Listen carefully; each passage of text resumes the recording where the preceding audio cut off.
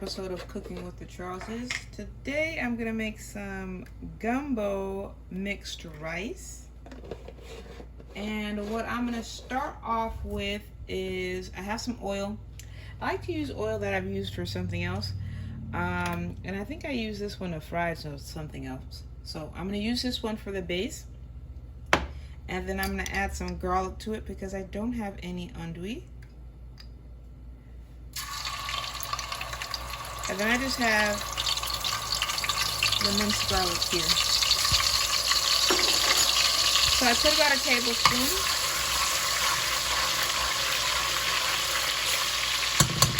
Let's get that brown. And I'll be back in a minute. It's starting to get there. You know, the key to a good rice is flavoring. So I'm gonna add, I'm trying to decide which spices I want to add. Of course, salt and pepper, but I haven't decided the rest quite yet. The garlic is where I want it to be. Nice brown color. This is the gumbo mix that I've got from the store. This was from Winn-Dixie, but you can get it anywhere.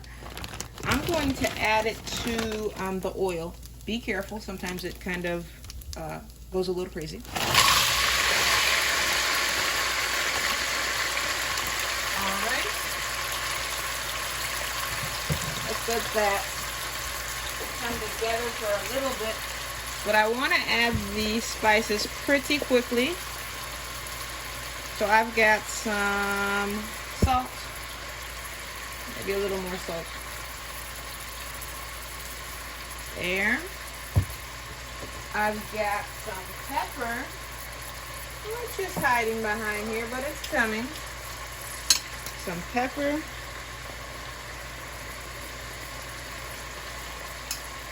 Now I usually use the clove powder, but for rice I like to use the whole cloves.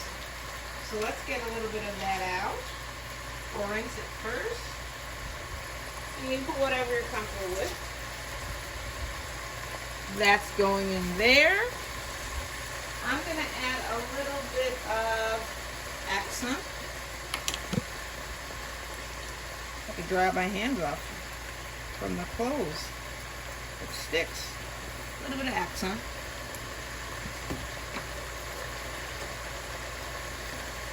And I think that'll be all we need. Don't waste those seasons. We're going to stir it up and kind of let all the spices marry. You can see the sliminess for the gumbo's already coming, but I like the texture. If you have had gumbo before and you're familiar with the texture, I think you'll love this rice. But if you haven't, it's an experience. Let's let this cook for a little bit. I'm thinking about, 3 to 5 minutes, and then we'll check on it. I forgot to tell you, make sure that you heat up your water so that you can add it to the pot when you're ready. And then while I was waiting for this to cook, I kind of look through and find the parts that I don't like, because sometimes they keep little caps of the okra on, so I just remove those.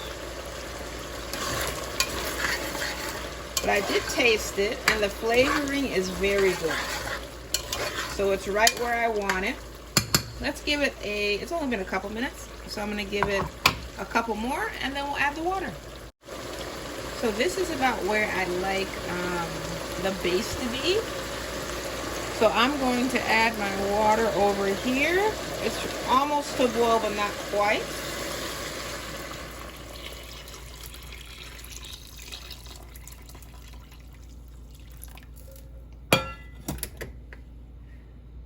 We're gonna have to wait for this to come to a boil. While I'm doing that, and then it looks like it's gonna come to a boil very quickly, but excuse me. While I'm doing that, I'm gonna get the rice ready. I'm gonna rinse it.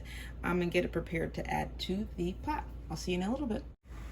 So it's about to come to a boil right now. I wanted to boil just a little bit more, but while it's doing that, you guys know that I love spice. So I've got this big old habanero pepper, what's left of it. I'm going to add that to the water now. If you aren't a fan of spice, I suggest you do not add that. So let's let that boil a little bit more, and then we're going to get the rice ready. The water is at a nice rolling boil. And you know what? I thought to myself, you know, not everyone is a rice making expert. You know, even I have my my rice cooker for the days that I don't feel like making rice stovetop. But I guess the best tip that I would give you when you're starting to make rice is, well, you need a lot of practice. That's one thing. And then you probably have to get the measurements right if you're not comfortable doing it by eyesight. And also, you know, just find someone who's comfortable making rice and have them take you under their wing. There's so many different things that you can do with rice. It's such a versatile food. So my wish for you is that you come on this journey with me and end up loving it. So we've got the rice in. That was a mixture so far about half and half of yellow and white.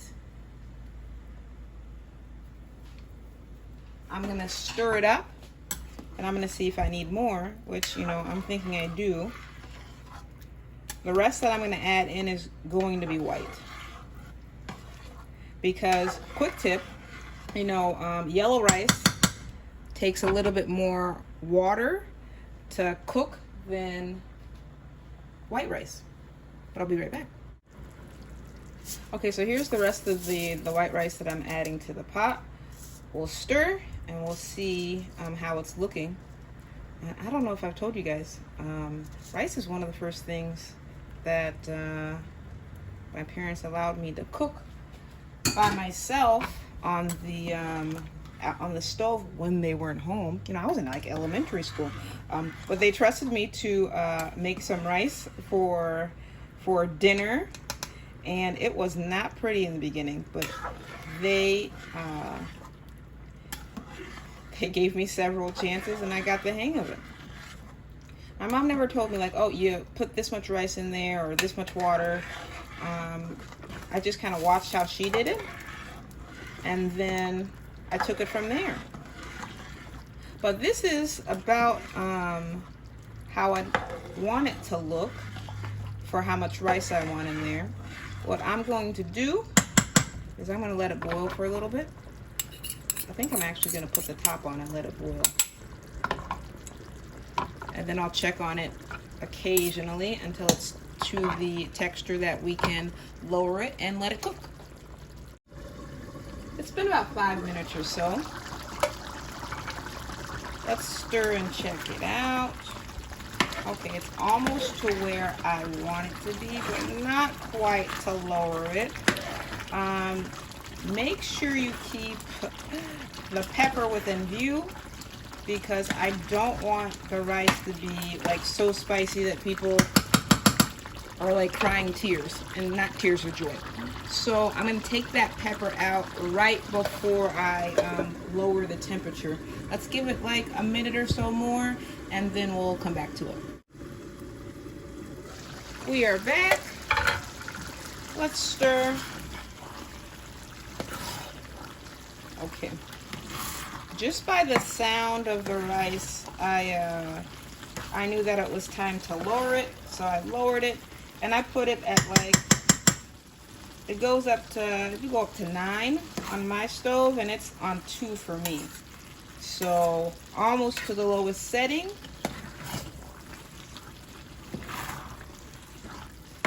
And it has plenty of oil. Sometimes I add a spoon of butter at the end, but I don't think this one needs it. So that's the texture. That's about how you want it to look before you are lowering it so it can cook the rest of the way. What I'm going to do with this one, ooh, careful, careful, careful. Just gonna squeeze it just a little bit for the rest of those spicy juices and the rice that's trapped inside. Put that to the side and then stir it one more time because I don't want just that one corner to be super spicy.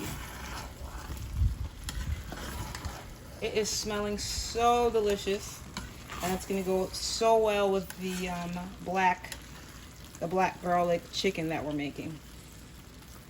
So let's leave that right here. And we'll put the lid on and let this cook for about half an hour. See you then. It's been about half an hour. Let's check the rice and see how it's doing. That looks delicious. Let's stir it up a bit. Oh, yes. That is what I want to see. All right, it's looking absolutely delightful. I'm gonna leave it just on the hot stove top for about 5 minutes or more, and then we will be ready to eat. See you in a little bit. And here is our final product. Doesn't it look excellent? And it tasted even better. I sampled this during our black garlic chicken video, so if you haven't checked that out, make sure to check that out next.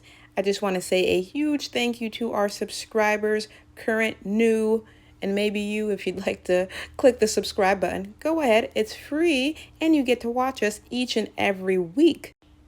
For our family and friends, you know what to do. Like and share, and we'll see you next week. Remember, life's better, well seasoned. Bye.